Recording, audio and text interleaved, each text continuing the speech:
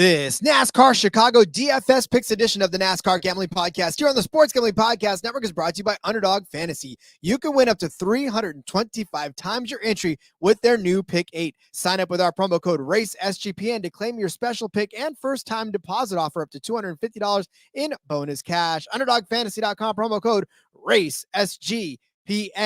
We're also brought to you by Rhythm. Get the best data-driven props and picks from Rhythm. Claim your 7-day free trial today by going to sportsgamblingpodcast.com/rhythm. That's sportsgamblingpodcast.com/RITHMM. Driver, start your engine!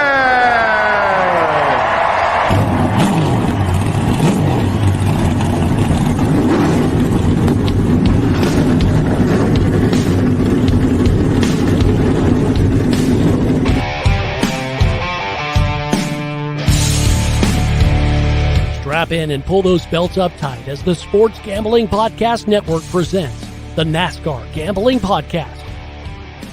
I'll wreck my mom to win a championship. I'll wreck your mom to win a championship. With all the news and the best bets for your NASCAR weekend. It refrains me from not beating the out of you right now because you ask me stupid questions. But since I'm on probation, I suppose that's improper to say as well. If you could talk about racing things, we could talk about racing things. Now, here are your hosts, Rod Villagomez and Cody Zeeb.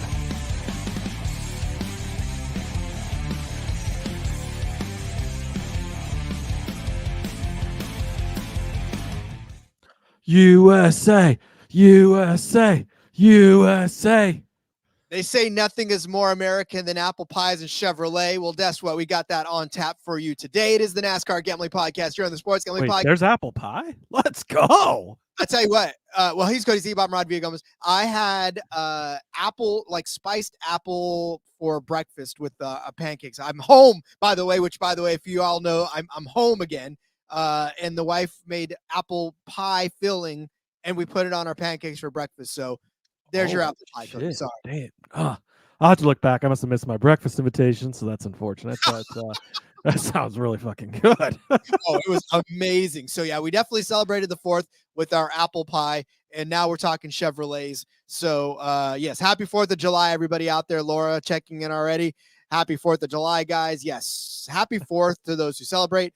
Up north in Canada, well, it was Canada Day. I did not wish you a happy Canada Day, so I apologize for that, JDK. Retroactively, happy Canada Day. It's not quite as big of a deal as the United States is, Rod, but oh my gosh, we're friends up north too.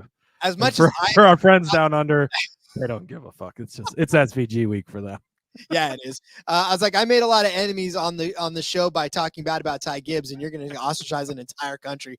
That's fine. Come at us, bro. Yeah, it is. An entire country that's like half our listeners, I think. That's actually true, to be honest with you. I think maybe my CFL love gave birth to this up north thing, but yeah, it is, of course, the DFS edition of the show.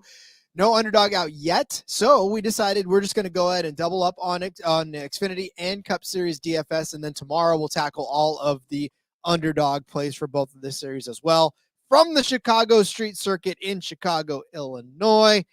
Cody, as we are keeping up with the weather, I'm hoping that it continues to hold out the way it is.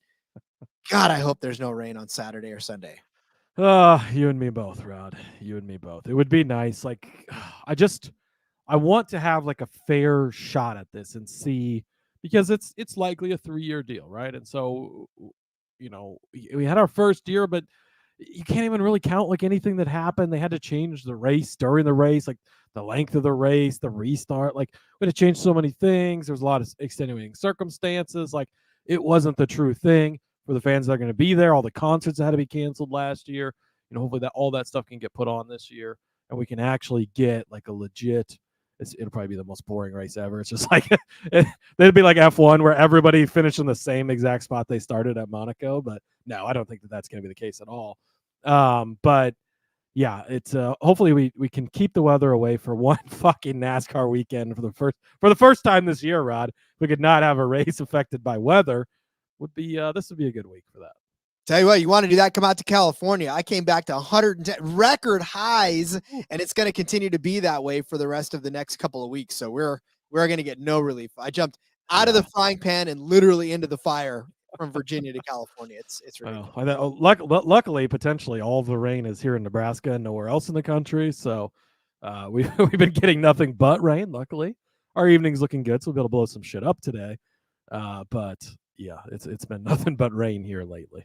That's insane. All right. Speaking of nothing but rain, they've been making it rain over on the SGPN Patreon. And the latest episode of SGPN Stories is out on Patreon. And the guys do a forensic file style deep dive on the Bobby Petrino motorcycle accident that cost him his job.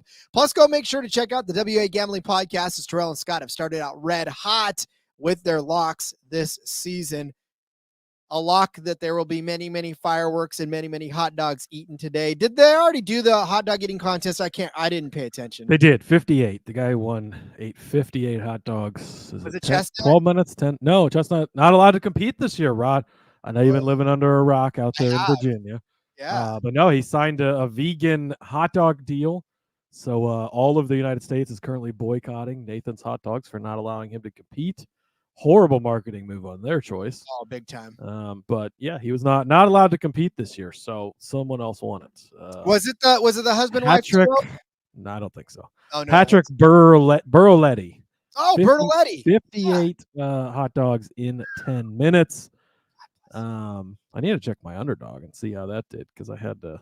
Well, he would go dog for dog with Chestnut too. It was him and Bertoletti were the two powerhouse guys. I watched them both do an asparagus eating contest. Oh, that's good. A deep fried asparagus eating contest. That was not pretty, but yeah. Anyway, nothing more American than apple pie Chevrolet and shoving hot dogs down your gullet. And I mean, really, that it kind of is a great representation. I can't think of a better one.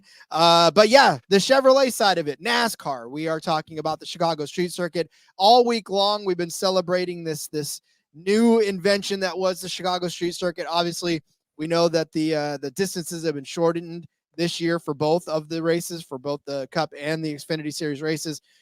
However, like Cody said earlier, we're going to get our first real glimpse at this, at actually how it's going to play out without weather distractions, without all kinds of other distractions that were happening that weekend. So hopefully, fingers crossed, we get a good race. Go back, listen to the betting episodes. Cody held down the Xfinity Series one last night and did extremely well. And then we talked to Cup earlier in the season or earlier in the week.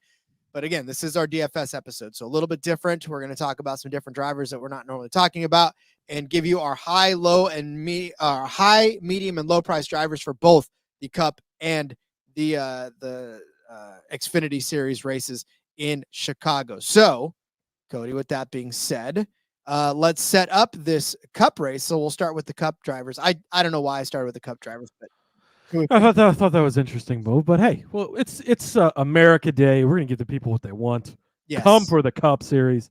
Stay for the Xfinity picks. It's gonna be great. All right, so it is the Grant Park 165. We are set for 75 laps, fingers crossed, around this 2.20 mile street course for 165 miles in beautiful downtown Chicago, Illinois. I'm telling you right now, Cody, I really want to see this play out. I really want to see if this is going to be the kind of race that we hope it is. And hopefully people have a good DFS day out of this, because I know the betting aspect may be a little bit crazy. Yeah, I mean, I would kind of suggest maybe the same thing on DFS.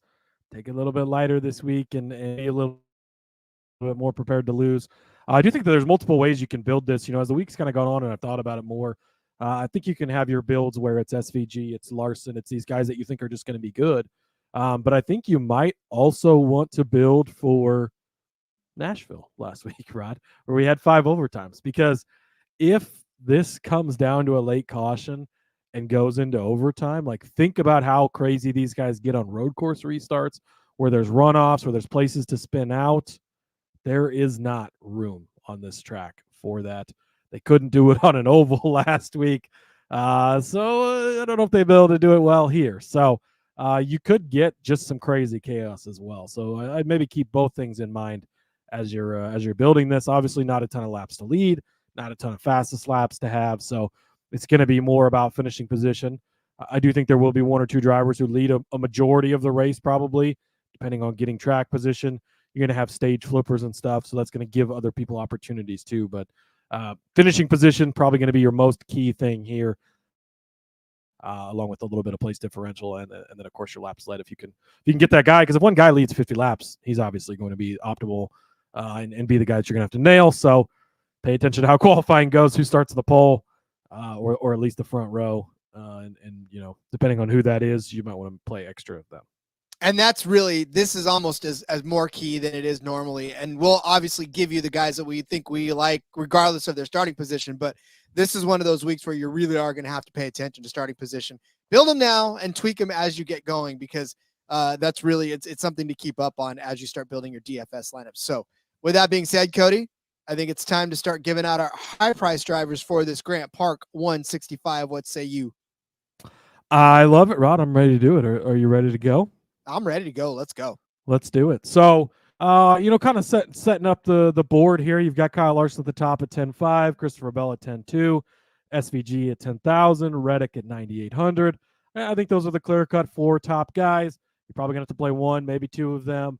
Again, let's see where people qualify, how they start. But I wanted to highlight the next guy on the list, Rod. Give me Mr. Chase Elliott, $9,600. The model of consistency this year, right? Top 20 finish in every single points-paying race this season for Chase Elliott. He's just been on fire as far as consistency goes, and when we're coming to a track where we're looking for somebody to get a consistent, solid finish, Chase Elliott is a guy to definitely look at. Rod, if you go through, he has got, let's look at his entire, we're going to throw out the first 4 starts he made in the Cup Series. Go to his last 27 starts in the Cup Series on road courses. Again, not a direct comparison here, but a pretty solid thing, right? 27 road course starts after his first 4 where he was getting used to things. 7 road course wins. Pretty damn good there, right? He's got 137th place finish at Sonoma where they had some issues. 21st at the Daytona road course. A 16th at Indy, a 20th at the Charlotte Roval, which has a huge asterisk on it because he was going to win that race until Cardboard Gate happened. A 32nd at Watkins Glen, a 16th at Coda. All the rest of them inside of the top 12. 7 wins, though. If you go back and you look, 4th at Sonoma earlier this year, led a couple of laps during that race. 9th at the Roval last year, was able to lead 15. If he's able to get out front, he's going to be able to lead laps, get that track position.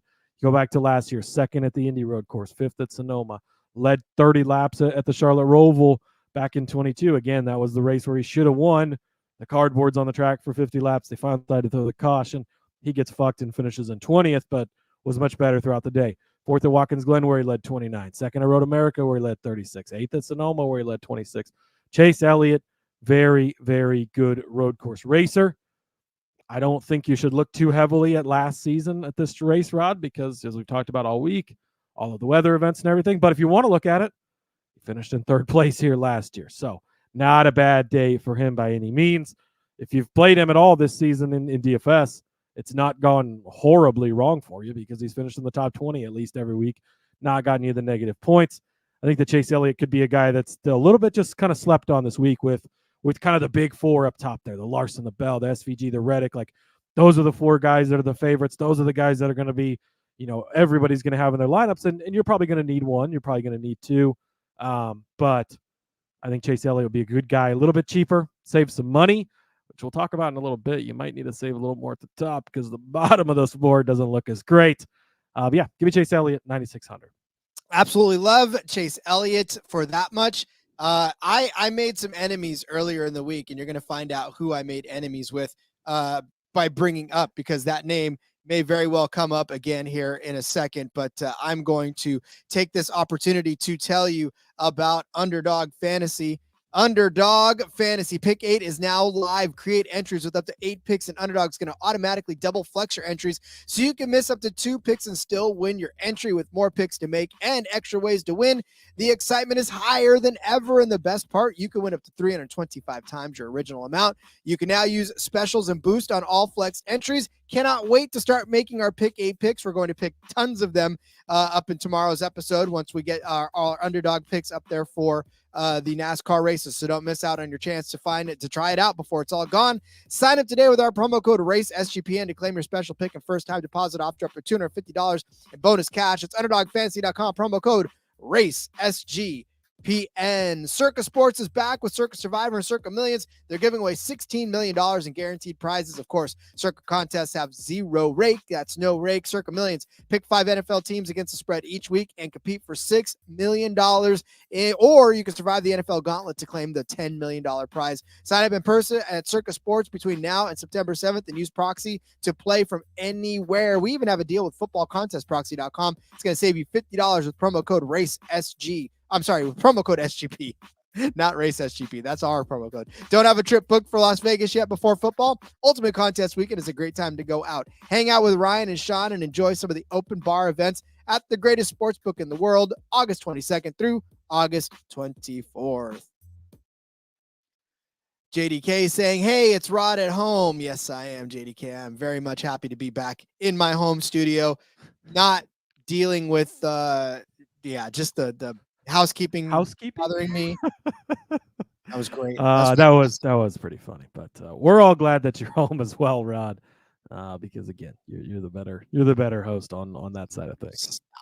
Stop. Speaking of better, I think people liked it better when you took over because you didn't bring up AJ Allmendinger as much as I did, and you didn't take him ahead of Ty Gibbs. Hey, in the Cup side of things, I talked more about AJ than you did, Rod. So it's true, you did.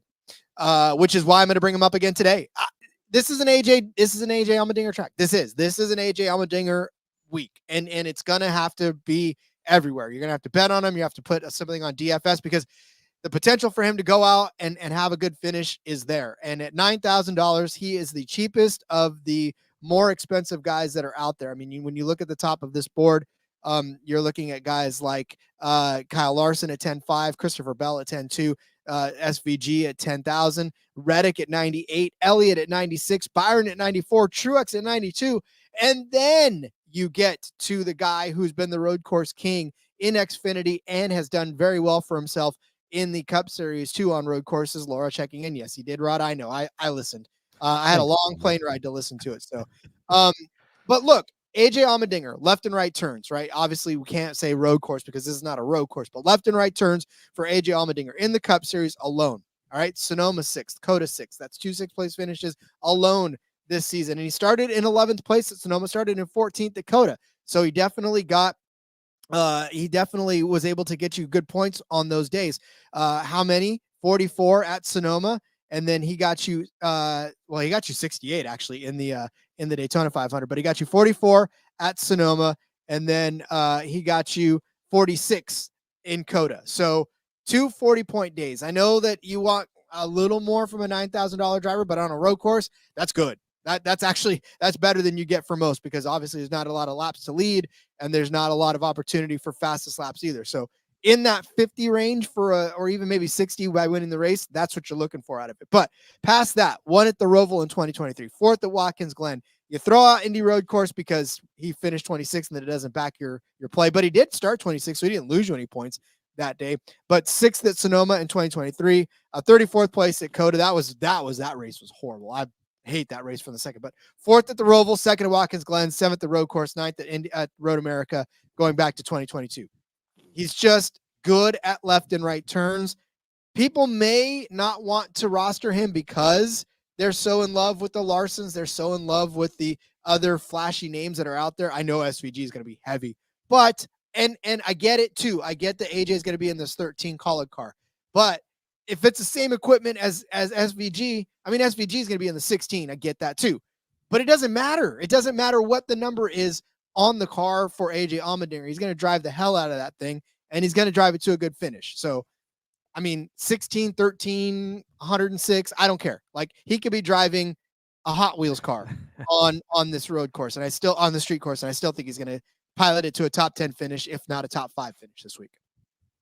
Yeah, I like this. It's another good play where you're getting past those top 4 guys. They're going to be very popular. You know, people are just going to click SVG and Larson or SVG and Bell or Larson and Bell or Reddick and SVG. Some combination of that. They're just going to scroll right past these guys. We just kind of want to highlight like, hey, these guys might actually help you do something, and they're going to be different. SVG is going to be potentially the highest owned or rostered is a better word for it, but the highest rostered person we've ever seen in a NASCAR race. I don't know, Rod. It'll be interesting. And like as far as the point for it's an extra Kaulig car. It was an extra Trackhouse car last year, and that kind of worked out okay, right? And Trackhouse a little bit of a better team, but these teams are working closely, especially with the SVG connection and the Trackhouse connection. Like AJ's not just going to be left hung out to dry by any means. So I like him a lot in the Cup Series. I would never pick him over Ty Gibbs because that is a horrible sin that you committed. But you were on the East Coast, to lack of sleep, Army training.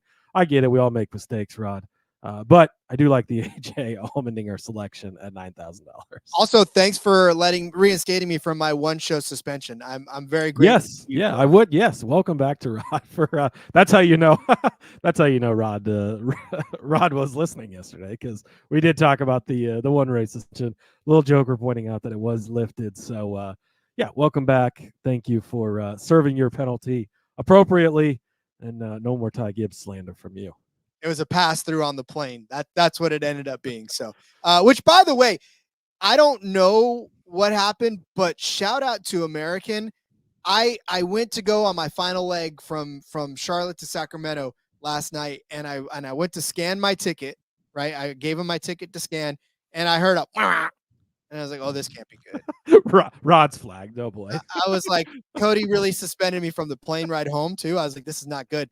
I told him what you said about Ty Gibbs, Rod. They were like, we took that personally. So then she was like, come back. And I was like, oh God, it's not gonna be fun. So she goes here, and then she like prints out a new ticket and she hands it to me, and she's like, there was a seat change. And I was like, oh, so now I'm probably gonna get put in the middle of some, crying two fat guys. I was like, baby on the other side of the aisle. So I looked down, and it said E or F or whatever it was, but it was first class. I was like, wait, what? I got upgraded to first class on the way home. Man, I was eating like plain enchiladas and getting Jack and Coke. Enchiladas that's the first class meal is enchiladas. That's interesting. It was interesting plain choice, but anyway. No, it was pretty cool. It was a pretty neat experience. I think I've only done it once in my life outside of that, and so it was pretty fun. I thought, hey, listen, my Ty Gibbs slander did not necessarily land me in the hot seat all over the place.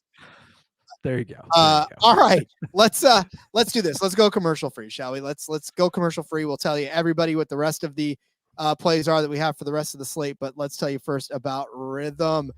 If you're betting on player props, then you need to download Rhythm. Rhythm is the go-to sports betting tool that transforms complex data and actionable insights, empowering bettors with smarter, data-driven decisions. Unlike other platforms, Rhythm combines advanced predictive analytics with an intuitive user experience, making betting both easy and enjoyable. Rhythm's predictive models were born from the big fat brains of MIT data scientists and quants with over 3 years of data that help drive you to better AI-backed betting decisions. Rhythm projections have been a red hot too for WNBA and golf. Claim your 7-day free trial today by going to sportsgamblingpodcast.com/rhythm. That's sportsgamblingpodcast.com/RITHMM. Rod, please don't answer Laura's question because I don't want you to be put on the hit list if you were to say something bad about that. I actually have no clue. All I know is I stepped on a plane. That's probably the better way, is to not look at what kind of plane it is and just hope that it gets you to where you're going. I think that's that was the right decision. So yeah, Lil Joker saying AJ used to be the go-to road course guy, just hasn't been his usual self in recent races, in my opinion. You're not wrong, but yeah, like that's the thing. Still good finishes, but you're not wrong. It's not been the dominant AJ that we've seen before, but that AJ didn't just disappear. Like he's still in there. Rod, street course, great time for him to come out. Speaking of road course guys. Actually, I'm not speaking about road course guys, Ralph. I was like, this guy? Bear with me, because you might be like, what the fuck? This is not an oval, right? But I'm going with Brad Keselowski at $7,000. Shout out to our guy, Phil, from the Full Tank with Phil. I listened to the Full Tank with Phil. I also listened to the NASCAR Betting Preview show that he's on, and he took Brad Keselowski to under on his whatever his total is over on Caesars in the speakeasy there. And it was just kept talking about Keselowski and made me realize Brad Keselowski is kind of a half decent road course guy, Rod. Now, is he going to win this race? Absolutely not. Is he going to finish top 10? Probably not either. But here's the thing. On a normal week, Brad Keselowski's $9,000, $9,200, $8,700, $10,200 earlier this season. I was a super speedway, yes, but still, this week, Rod, the low price of $7,000. Can I interest you? But wait, there's more. He's only $7,000. But here's the thing, and again, shout out to Phil for all of this because he pointed it out. But if you drop the COTA races out there, because he's fucking horrible at COTA for whatever reason, here's his road course finishes recently: 13th at Sonoma, but he started in 35th place in that one. 36 is where he started at COTA. You go to the Roval, started 19th, finished 18th. Watkins Glen starts 24th, finishes 15th. The Indy Road Course starts 22nd, finishes 20th. So he's not qualified. He's not going to qualify well. He doesn't qualify well on the road courses, but just kind of over the natural progression of the race. He's smart, figures things out, hits his marks. He's a veteran and just kind of moves forward. That's what you're wanting from him here. I mentioned the 15th at Watkins Glen, 20th at Indy Road Course, 16th at Sonoma. Oh, another horrible race at COTA, but then 14th at the Roval, 19th at the Glen, 20th. There's a 33rd at Road America in there, but 10th, 14th. And if you go back to the old days, Keselowski, back in 21, a 5th place, 2019, another 5th place. He had that stretch from back in 2017, 2016, 3rd at Watkins Glen, 3rd at Watkins Glen, 7th at Watkins Glen, 3 second-place finishes at Watkins Glen in a row, including that epic battle, one of the greatest NASCAR finishes in history with Marcos Ambrose. So, it's not like he's been a bad road course racer. Yeah, he's definitely not kept up with it as well as a lot of these other guys have, but been a guy that's been able to get you good, solid finishes on the road courses. And I think it's kind of just the mindset of be different this week, Rod. That's kind of what I want to be, because I think that we don't know I know that we don't know what to expect here, and we don't know how this is going to go.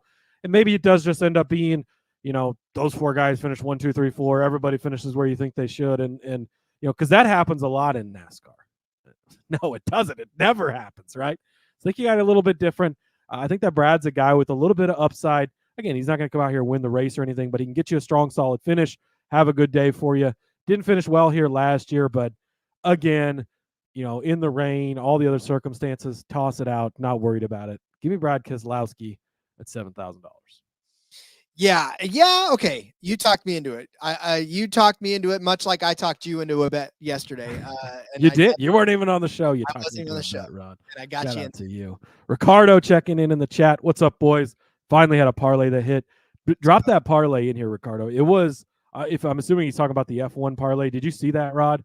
Where he live bet I think it was like an exact finish of 1, 2, 3 in the F1 race. And it was the guys who were running 3rd, 4th, and 5th. And then Max and Lando took each other out. And and so he nailed it. And it was like $4 for 4,000. It was something ridiculous. I know he's going to put it in here. But yeah, it was absolutely insane. So got to give him a shout out. He's always got those DGen only parlays. Gotta love those.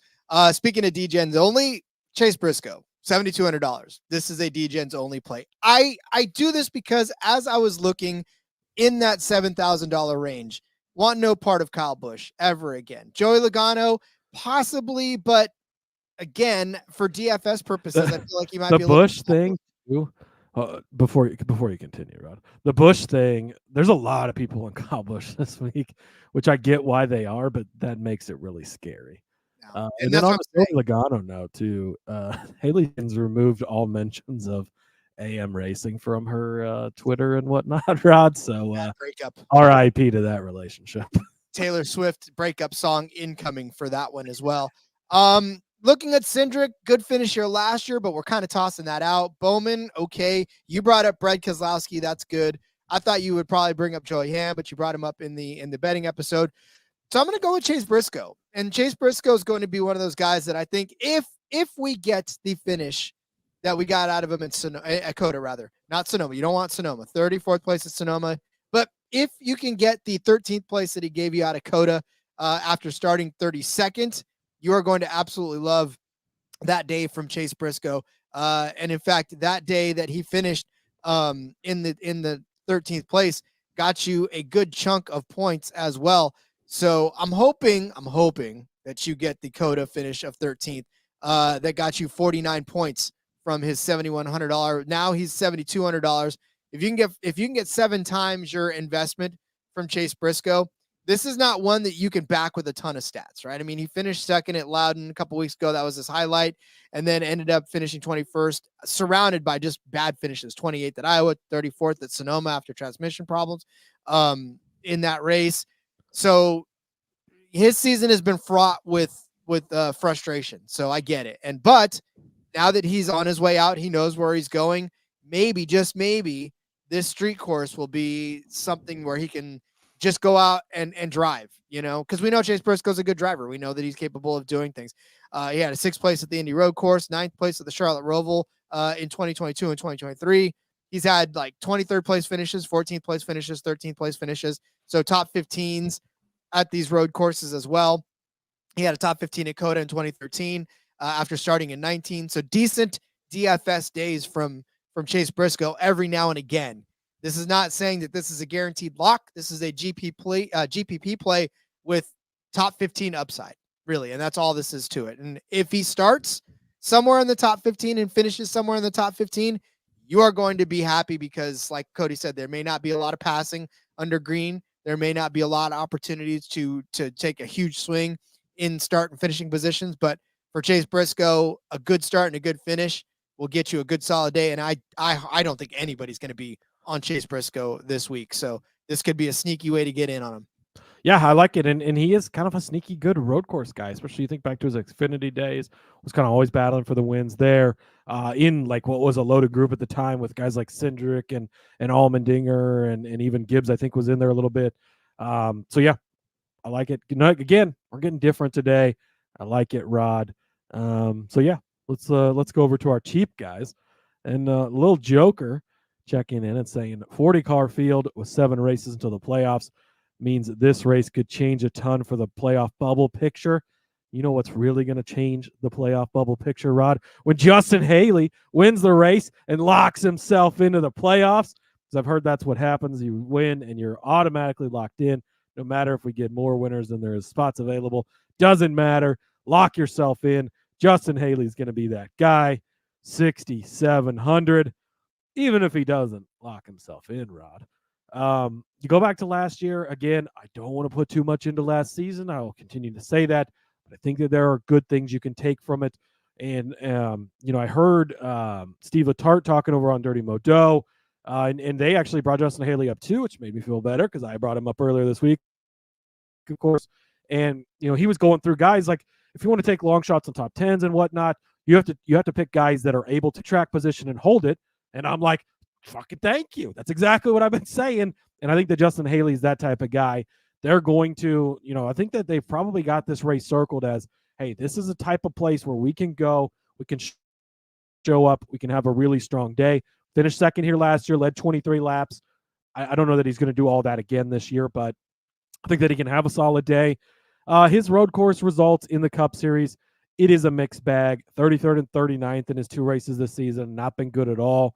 But you go back to last year, 22nd, 24th, 21st, 19th. Those are not bad runs at all. A 5th place back in 22 at the Roval. And now that was Cardboard Gate. But guess what, Rod? Crazy shit can happen in these races. Before that, 18th, 19th, 12th, 15th, and 8th place back in 21. And that was in the 77 car, even at Indy Road Course there for Spire before Spire had any good cars. So Justin Haley, a guy who can definitely get it done. I think that his short track prowess that we've seen from him lately, the optimal braking and whatnot that it takes to drive on those types of races, I think that's going to help him translate here. He's learned under AJ Allmendinger for all these years, right? There was a joke about him being AJ's son and all of this. He can put some of that into play this weekend. 6,700. I think Justin Haley is a guy that can help you at the bottom of the board, especially when I look at the bottom of this board and I'm pretty grossed out as far as guys with huge upside here. Like Josh Bilicki, I think personally can do it. Like we saw him, I think he won one of the because if you remember back in COVID, they did the iRacing races where they had kind of a Chicago layout where they started testing it. He might have won one of those even. So, like, yeah, good driver on this type of stuff, but that 66 car, like, can you trust it at all? Not really. Hemrick. Gralla actually is interesting at 5,200. I think you could play him. But then Burton, Dillon, Nemechek, Stenhouse, Hill, Barry, LaDoy, Bubba. Like, none of these guys really do a lot for me. So, saved a little bit of money at the top, spending it here. Give me Justin Haley at 6,700. Yeah, the iRacing, you can't necessarily hit that same setup that you're going to hit in a 66 car. You can optimize it a lot better than you can. You put him in the 5 car and he'd probably have a pretty good day, right? But yeah. Oh, he's in the 66. No. All right. Speaking of somebody down there at the bottom, give me Ryan Preece. I didn't realize I was going to wake up and choose Stuart Haas, but here I am. Ryan Preece, $5,600 for him. Look, he's averaging 29.4 fantasy points per race. That's almost 6 times what you're paying for him, right? That's actually not bad, all things considered. And then you look at what he did in Sonoma, right? He got you 37 points on a $5,700 salary. That is almost 7 times, or just about 7 times what you paid for him. Amazing return on your investment. He only got you 18 points on a $5,600 salary at Coda, but for whatever reason, I just feel like Ryan Preece is actually a decent play, especially on this last season. Actually, on this course, he finished 15th, right? Started 28th, finished 15th. So a really good DFS day for you in that instance. But you also just look at his road course history, his left and right turns history. Okay. In Sonoma, he started 30th, finished 18th. That was a good call. Coda started 24th, finished 23rd. And then at the Roval, started 18th, finished 11th. That's a pretty decent DFS day. At Watkins Glen in 2023, started 30th, finished 17th. Indy Road Course started 30th, finished 31st. Okay. But Sonoma started 22nd in 2023, finished 13th. He moves up at the Roval, 31st, started, finished 19th. He's been able to improve, right? He's been able to improve his position, which on this course could be difficult, but hopefully he gets an opportunity to do that, whether it's by strategy, whether it's by actually driving, but whatever it is, Ryan Preece has been able to make up spots on the track. Last week, he got you 58 points on a $6,000 salary, right? The week before that, he got you 52 points on a $6,000 salary. So he's on kind of a roll, this 41 team there, finishing 4th, 11th, top 20s out of this guy, which in any ever given day on betting, you don't necessarily want to take a stab on, but when he's priced this low in DFS, I mean, that's almost a no-brainer if you're getting top 20 finishes or even top 15 finishes out of the guy, because that's a giant point swing, especially when he's finishing just outside of starting just outside of the top 25. So definitely a guy you want to load up on. Again, another guy that I don't think a lot of people are going to be on, because people don't necessarily equate Ryan Preece with road courses, and you don't have to. The good part about going down this low is you just want to make sure they finish the race and hopefully improve on it. And Ryan Preece is definitely one of those guys, because just like Cody said, John Hunter Nemechek, not here, not now, not in this equipment. Austin Dillon, definitely not here, not now. Burton, Gralla, Hemrick, Bilicki, even Austin Hill, like Josh Berry. What am I reading? The Xfinity Series lineup? I mean, this is definitely Ryan Preece down here where he shouldn't be, in my opinion. So take advantage of that. Yeah, it's certainly different, Rod. I'll give you that. Man, I used to have some love for Ryan Preece, but man, he's been scoring some DFS points this season. So I think that's the thing too, is you got to look at the group that he's in and around. He's just in a lot better for SHR being going away. Like, he's still in good equipment, and again, that short track thing, the knowing how to brake thing, maybe it does play out here, Rod. So I'll go with you on it, Rod. We went different. We saved money everywhere except me at the bottom there. Really, $4,900 left over. Whoa. Don't care. Submitting the lineup. We said sometimes you got to play some of this like a super speedway. That is a super speedway type lineup, but obviously, again, make sure we are paying attention to starting positions and how the short practices and qualifying does go. Indeed. All right, get out your pen and paper. We're going to go over our DFS plays for the Cup Series race. This Grant Park 165. Cody started you out with Chase Elliott at $9,600. as his high price driver. I said AJ Allmendinger at even $9,000 was my high price driver. Cody stepped down to Brett Keselowski at $7,000 as his medium price driver. I said Chase Briscoe at $7,200 would be mine. Cody said Justin Haley at $6,700 would be his low price driver. I said Ryan Preece at $5,600 would be my low price driver. All right, Cody, let us turn our attention to this The Loop 110 at the Chicago Street Circuit and start to set our intentions there with our high price driver for this Xfinity race. Let's do that, Rod. Decisions. I'll be honest with you. I hadn't picked a guy yet because I hadn't decided, but give me Sam Mayer, 9,500. Very, very similar thing to the Cup Series here. You got the top four, SVG, Larson, Gibbs, Allmendinger. These guys should be the good guys. These guys are the top of the top, right? We get that. We know that. But right there underneath of them is Sam Mayer. I talked about him yesterday on the betting episode. Continually disrespected, Rod. It blows my mind. Sam Mayer won three road course races at the end of last season. And yet he continues to just get disrespected time and time again. And I'm having the same problem. See, this is what happens, Rod, when I don't write down my stuff. I lose all my tabs like I did yesterday. Well, that's okay. It doesn't really matter. Sam Mayer's really fucking good on road courses, Rod. That is my point. I made the point yesterday. The point remains the same. And just like, again, the season started out really, really bad for Sam Mayer. I get it. He had all these problems. But once they figured stuff out, 50.3 points last week. He got caught up in some stuff the week before, but 69 or 68.9. That's close to a nice, right? 47.4, 68.8, 60.3, 62, 55.8. He's having good, solid DFS days for you. Again, going to get a little bit left in the dust because he's not one of these top four guys. I like it. Sam Mayer is alive to win this race. Hopefully you've already bet on him before that number goes down. I hope that he does not blow a motor going into turn one, as Little Joker says. But yes, Sam Mayer, 9,500. Yeah, again, it's JRM car, so I love it because I'm contractually obligated to do so, and I'm contractually obligated to jump on another one too, and that's Justin Allgaier, $9,000. You talked about it already. These top guys, they're going to be in there. People are going to put everything they have into SVG, Larson, and Gibbs, and even Allmendinger for that matter. But I just chose to not take Allmendinger in this one, even though I know that he's going to do well, because again, at $9,800. You're going to have to put him in there. You're going to have to build lineups with all these guys in there. But if you want to throw a GPP dart out there, I'm giving you Justin Allgaier at $9,000. Of course, I'm giving you Justin Allgaier at $9,000. We wouldn't be. Wow, I'm so shocked. It wouldn't Rod's be never picked him before. Never. It wouldn't be an Xfinity show if I did not give out Justin Allgaier at $9,000.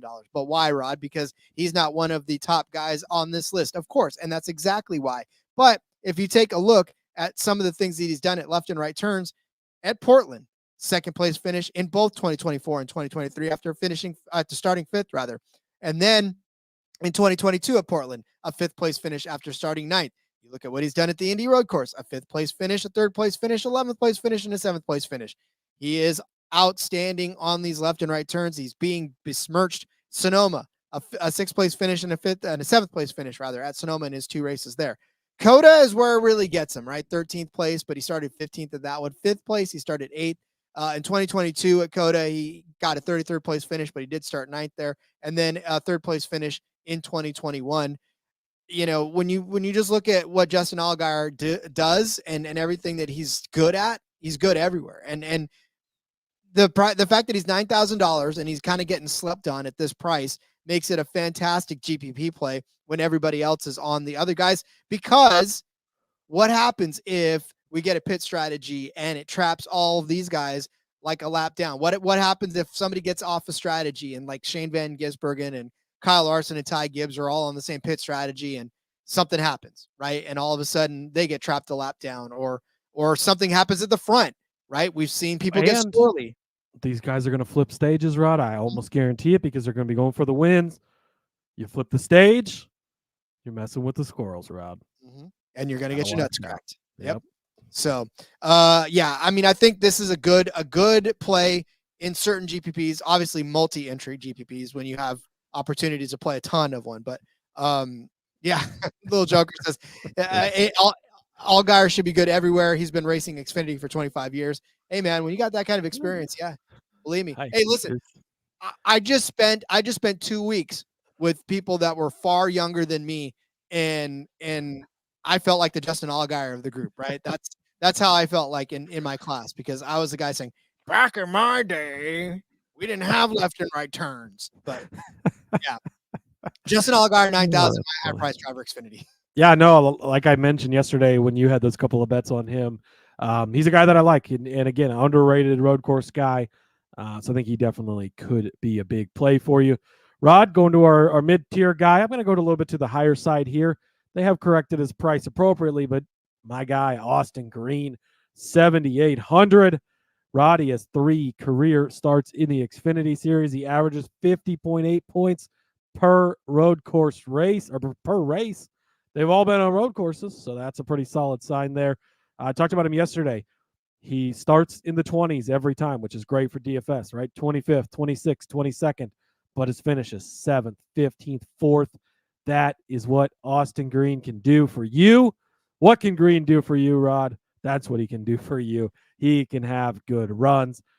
There's not a ton more to say about him because this is all we have for it. But I love him as a top 5 bet at 9-1. I gave that out yesterday. Love him even more as a DFS play because he's already proven to be a solid guy. He's in a decent car in that Jordan Anderson car. And he's done well in all 3 attempts that he's had. They've all 3 been on road courses. I think that's going to translate to the street this weekend. Give me Austin Green, 7,800. Yeah, and again, I kind of left him up there. In fact, he's our cover guy for you because I knew you were going to go ahead and throw him up there. So, yeah. Thank you, Rod. Yeah, you're welcome. You're welcome. I got your back, buddy. I know where your head is at. So, I like that. All right, for my medium price driver, give me Ryan Sieg. You usually give the Ryan Sieg out, so I don't necessarily always get a chance to talk about Ryan Sieg, but Ryan Sieg is a sneaky play this week, in my opinion. $6,500 for Ryan Sieg. And honestly, he's averaging 30 points per race this season at $6,500. That's almost 5 times what you're paying for him in that mid tier, which is fantastic. And he's actually been pretty sneaky good, right? Ryan sneaky on some road courses in Austin. A top 15 finish at Coda, right? 27th place start. He finished in 14th. At Portland, another 14th place finish after starting 24th. Sonoma was the only one that didn't really improve for him. He started 18th and finished 20th. But as we talk about a lot with some of these guys who are in this mid tier and this lower tier, all you're really hoping for is don't lose me money, please. That's all I want you. Don't lose me points. Don't give me in the negative, because then we're really hurting. So again, that day where he finished in 14th at Portland, 39 points that he got you that day on that one. So again, not bad for Ryan Sieg at $6,500. And we know that he's been pretty good all over the place this season. He's actually averaging a 15th place finish this season, starting 16th, finishing 15th, which is exactly what you don't want him to do, right? You don't want him to lose your points. 11th place finish at Nashville, 6th place at Loudon, 12th place in Iowa, 14th at Portland, 7th at Charlotte, 13th in Darlington after starting 26th. Steady improving his finishing position. That second at Texas was his glaring achievement so far this season. But yeah, always on the move up, hardly ever on the move back. And the only reason he has in most instances is because of crazy strategy plays, or one time he blew an engine in Dover, and that cost him a lot. So yeah, Ryan Sieg, give me Ryan Sieg. $6,500 is my medium price driver. I love it, Rod. You know I'm always all about Ryan Sieg. I agree with you on this one. I agree with you on your next one too, because you actually gonna give out the guy at the cheap price that I wanted to give out, so I had to go a different route. My different route, Rod, they like to highlight the pit crew members. I like to highlight the pit crew members as well. So give me a pit crew member in Brad Perez. He is going to be driving the number 45 for Alpha Prime this week, and he's only $4,800.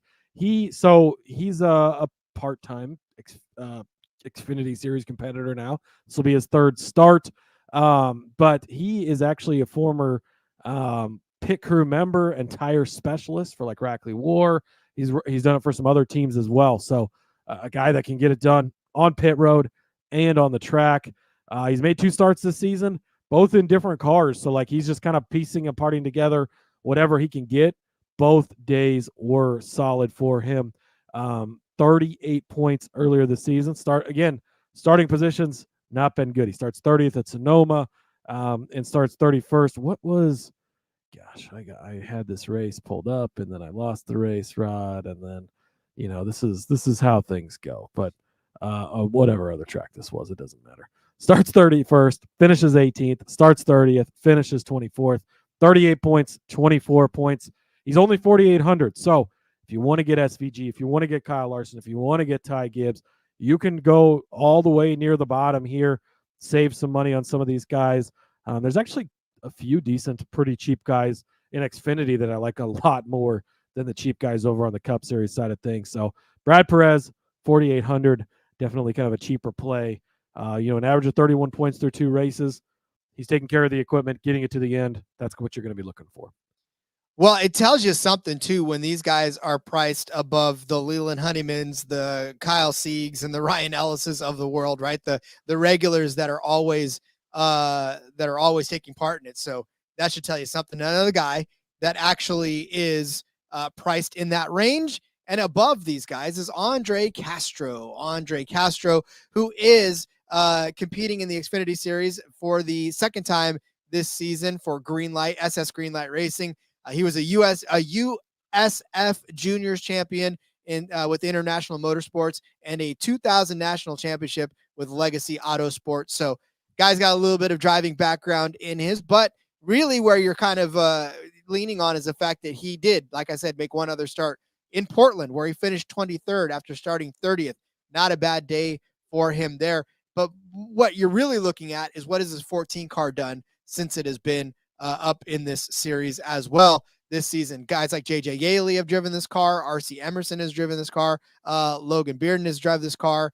Mason Massey has driven this car. So if you look at what that has done in road courses, though, in Austin, RC Emerson took it to a 28th place finish, but he started 37th in that race. So that's a pretty big jump between 37th and that's 9 places. That's a decent jump for a guy who's probably down in this range of $5,100 is where Castro is. You look at what they did at Portland, right? It was Castro who had a 23rd place finish after starting 30th. And then in Sonoma, Brad Perez piloted this one to a 24th place finish after starting in 30th place. So each road course, each left and right turn course that this 14 car has been in, it has improved its position and done well for you in DFS purposes. So Castro, like I said, in his only start in the Xfinity Series, scored you 26 points on a $6,100 salary. Now he's $1,000 cheaper at $5,100. A 26 point day would net you just about 5 times what you paid for him. And that's fantastic when you're trying to fit in, like you said, the SVGs, when you're trying to fit in the Kyle Larsons, the Ty Gibbs, maybe a couple of them together, give you that opportunity to get that salary relief with a pretty decent upside. Yeah, I love it. Like I said, this is a guy that I was going to play if you had not beat me to it and got him in there. So I agree with you there. Rod, we left plenty of money on the table, $7,800. So you can upgrade a few places if you need to. And then I wanted to mention Boji Joe brought up Joey Hand racing for RFK. I will say that he is 6,900. Nice. Thank you, Rod. So he definitely is priced like he is in an RFK car, but I think he could be a solid guy. We talked about him on the betting episode. I think I gave him out as a top 10 pick. So somebody to definitely keep an eye on and highlight there as well. But I like it, Rod. Again, kind of, trying to be a little bit different. We could have come on here and said, play SVG, play Kyle Larson, play Ty Gibbs, play Tyler Reddick, and moved on. But I think it is good to get different. You're going to need some combinations of those guys for sure.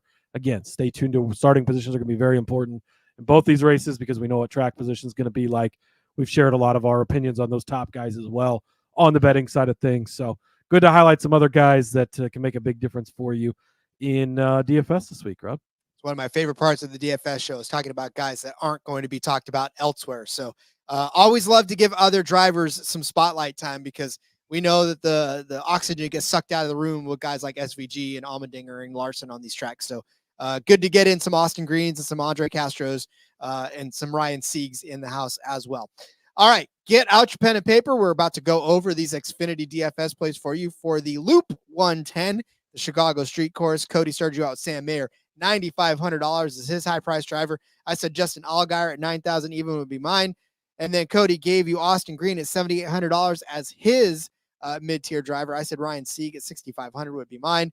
And then Cody gave you, you didn't write it down. Who was your low price driver? Oh, I didn't. Which my low price driver was Brad Perez, Rob. Brad Perez, that's right. And then I gave you Andre Castro at $6,100 or $5,100 rather as my low price driver for the Loop 110 at the Chicago Street Course. Cody, we have reached the conclusion of this episode. I'm so happy to be home. We've reached it, Rod. I'm happy that you're home. It was nice to log in, see you back in the home studio, back your hot rod sign above you, making sure that I know who you are. So I love it. And yeah, glad you're home. Happy 4th of July to everybody. Happy Independence Day. Congratulations to the 248-time defending champions, the United States of America, back-to-back World War champions as well. So fuck the other people. Go United States. No, I'm just kidding. We love all of our international listeners as well. Boji Joe says his beer just exploded. Happy 4th. No joke, Rod. If you don't know, I work in the beer business for my daily job. We had a cooler this week at one of the stops that froze, and beer actually exploded inside of the cooler, and it made quite a mess. So it was that was a lot of fun to deal with.